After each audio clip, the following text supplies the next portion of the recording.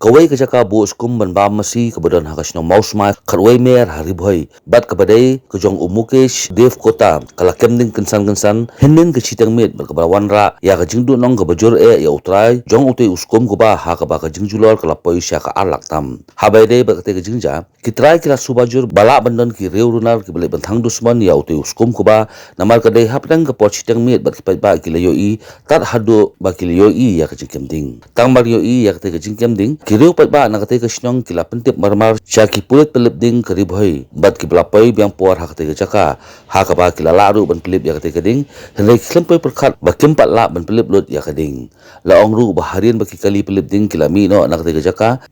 ka bala bos kum ko ba kala khe kamding biang sasisin berkabla pelong sendon ba ka ding bakan bam ya baro kiskum ko ba ki bala bo ha ka jaka ha bai dei ba ka jingja ki pulut kila pelong ya ka jing to kit bat kila dap ru ban ujor ejahar halor ka jingja कल रात देर को आपको 11 माइल मौसम है